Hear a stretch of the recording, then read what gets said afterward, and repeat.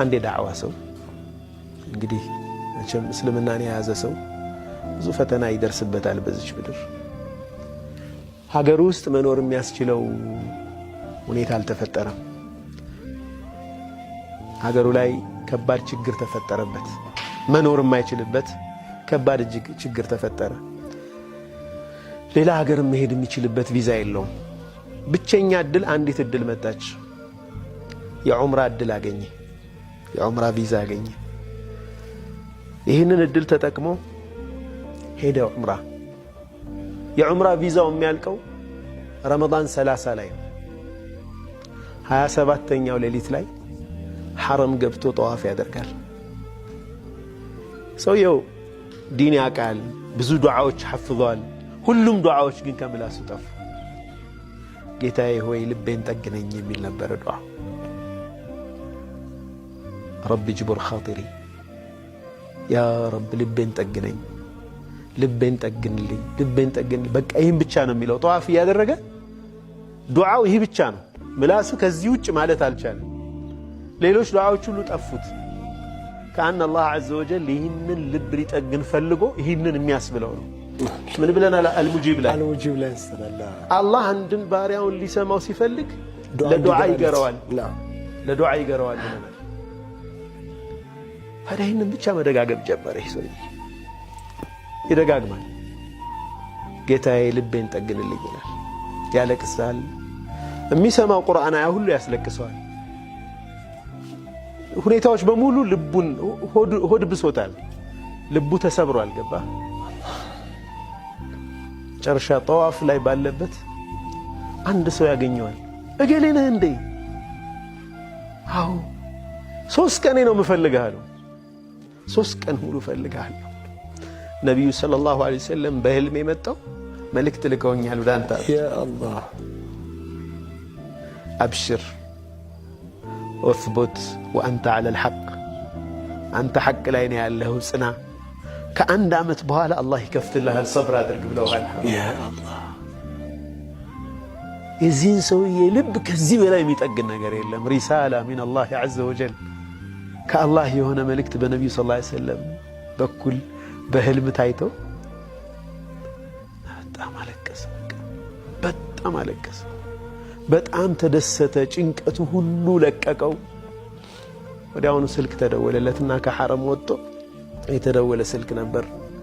ሲያናገር አንድ የሳውዲ ዜግነት ያለው ከፍተኛ ባለስልጣን እዚህ ሀገር ቪዛ አግኝቼልሃለሁ፣ አብሽር፣ ከዚህ በኋላ ምንም ችግር የለብህም ብሎ የዛኑ ዕለት በስልክ ነገር። አላህ ልቦችን እንዲህ ይጠግናል። ረሱሉ ዓለይሂ ሰላቱ ወሰላም ልባቸውን በጣም የሰበረባቸው ክስተት ማለት የጣኢፍ ጉዟቸው ነው። ጣኢፍ ላይ በጣም ነው ያዘኑት ነቢ ሰለላሁ ዐለይሂ ወሰለም። ያልጠበቁት ነገር ነው። በእብድና በሕፃናት ነው ያስደበደቧቸው። ቢአቢሁ ወኡሚ ረሱሉላህ ሰለላሁ ዐለይሂ ወሰለም አሽረፈል ኸልቅ። ጫማቸው በደም እስኪሞላ ድረስ። ከዛ ግን ምንድን ነው ያደረጉት ነቢ ሰለላሁ ዐለይሂ ወሰለም? ወደ ጀባር ነው ወደ ጠጋኙ ጌታ ተጠጉ። አላሁመ ኢኒ አሽኩ ኢለይከ ضعف قوتي وقلة حيلتي وهواني على الناس يا أرحم الراحمين. يجرم الرؤى ደካማነቴን መዋረዴን የሰው ዘንድ መናቄን ለአንተ አቤት እላለሁ። አንተ የአዛኞች አዛኝ ኢላ መን ተኪሉኒ ያሉ፣ ወደ ማን ነው የምትተወኝ? ማን አለኝ መጠጊያ? ወደ ጠላት ነው ወይ የምትተወኝ? ወይም ማንነት ምንም የማይታወቁ ሰዎች እጅ ላይ ነው ወይ የምትተወኝ? ኢለም የኩን ቢከ ገضቡን ዐለየ ፈላ ኡባሊ ያሉ ነቢ ስ ሰለም። እኔ ላይ ተቆጠህብኝ ካልሆነ ግድ የለኝም አሉ። ወላኪና ረሕመተከ አውሰዕ ሊ፣ ግን እዝነትህ ለእኔ ደግሞ ሰፊ። ካልተቆጣህብኝ ያመጣህብኝን ለመቀበል ዝግጁ ነኝ። ከቁጣህ የመጣ አይሁን እንጂ ግድ የለም አሉ። ግን ደግሞ ረሕመትህ ደግሞ ሰፊ ነው። በዚህ ሁኔታ ላይ ያሉ ነው። አዳስ የሚባል ሰው መጥቶ ዘለላ ተንሰማቸው ወይን ሰጧቸው።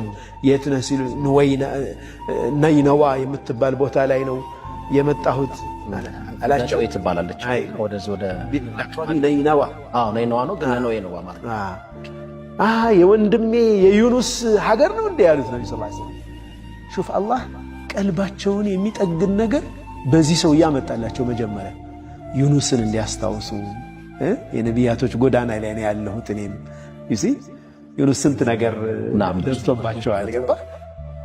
ከዛ ግን ትልቁ ጀብር ማለት ነው ትልቁ ጥገና ወሰደ እስራ ወልሚዕራጅ። አላህ በዚህ ወቅት ያ መሐመድ ምድር ላይ ደበደቡ፣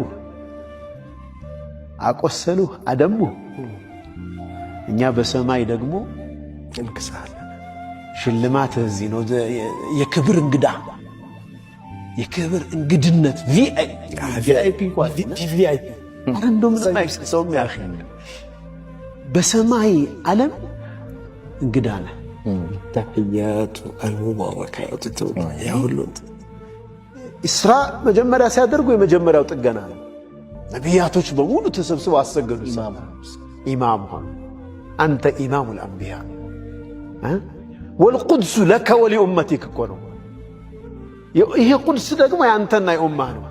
ሰው በቤቱ እኮ እሱ ነው ማሰገድ ያለብን። ቤትህ ውስጥ እኔ እንግዳውኝ ብመጣ ሐቀል ኢማማ ለባለቤት ነው የሚሰጥ። ሲቁድስ ባለቤት ነህ አንተ ማለትም እኮ ነው። አንቢያዎችን በሙሉ ከኋላ መጥቶ ቀደመ። አላሁ አክበር።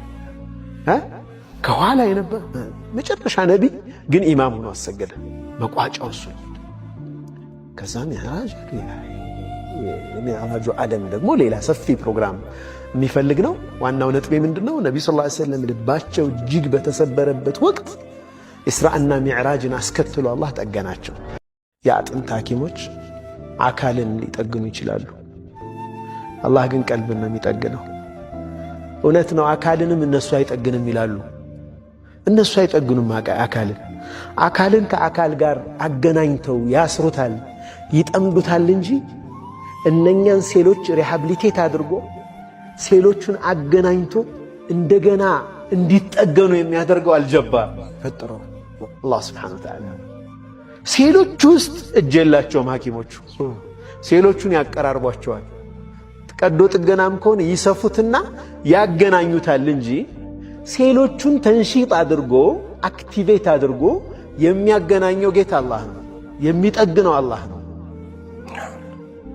ብዙ ነገር እኮ አላለም። ቀዶ ጥገና ሲሰሩ እኮ ኢንፌክሽን የሚባል ከባድ ነገር አለ።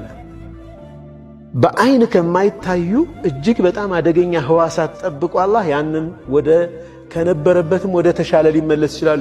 ኢማም ኢብኑል ቀይም ረሕመቱላሂ ዐለይህ አንድ አጥንት ተሰብሮ አንድ ሰው ሲጠገን በጣም ይጠነክራል አሉ። የተሰበረ ቀልብም ከተጠገነ በኋላ በጣም ነው የሚጠነክረው፣ በጣም ነው የሚታደሰው፣ የተሻለ ሐያት ነው የሚኖረው አንድ ሰውና ቀልብንም ብቻ ሳይሆን አካልንም እንኳ ፊዚካል የሆነውን ነገር ነው አካላዊ የሆነ ንክኪ መፍጠር እንጂ ሐኪሞቹ በትክክል ጠጋኙ አላህ ነው። የቀልብንማ ተወው ማንም ሊጠግነው አይችልም ከአላህ ሱብሓነሁ ወተዓላ። በሰዎች ማሾፍ ልምዱ ነው፣ ያላቅጣል በሰዎች ላይ። ሁለት ልጆች ግን አሉት። አንድ አይነ ዓማ በመንገድ ሲያልፍ አይነ ስውር ሰድቦ ለሰዎችን ለማሳቅ አላገጠበት። ሶስተኛ ልጁ አይነ ስውር ሆኖ ተወለደ። በጣም ቀልቡ ተሰበረ። ልጁ ጋር እንኳን ረጅም ጊዜ ማሳለፍ አይችልም።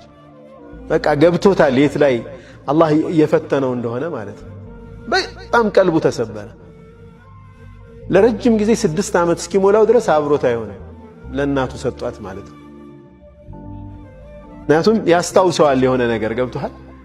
ሰውየውም በጣም በቃ እንትን ሆኗል፣ ቀልቡ ተሰብሯል ማለት ነው። የሆነ ከዕለታት በአንዱ እናትየዋ ገበያ ምናምን ትሄድና ቤት ውስጥ ትተወዋለች። አባትየው እንክብካቤ እንዲያደርግለት ለልጁ ማለት ነው። ጁምዓ ነበርና ባባ መስጂድ ውሰደኝ ይለዋል። ተነገጠ። ይህ ልጅ ይሰግዳል እንዴ? መስጂድ ማን ነው የሚወስድ እስከ ዛሬ ያለው? እናቴ ትወስደኛለች አለው። መስጂድ ሲሄዱ ሱረቱል ካህፍ በሒፍዝ ይቀራለት ነበር። ሐፍዛል ልጅ ቁርአን። ልቡ ተጠገና አልተጠገናም? ከዛ በኋላ ተውባ አደረገ ይህ ሰውዬ። ከዚህ ልጅም ጋር ያለው ግንኙነት በጣም ጥብቅ መሆን ጀመረ። በቃ አላህ ካሰው ዘለም አይደል? ተሰበረ። ከዛ ደግሞ አላህ ጠገነው። አላህ ረሒም የሆነ ጌታ ነው። ሐታ ጀባቢራዎችን ዛሊሞችን ሲቀጣቸው እንኳን እንዲመለሱ ነው። አላህ እኮ ረሒም የሆነ ጌታ ነው።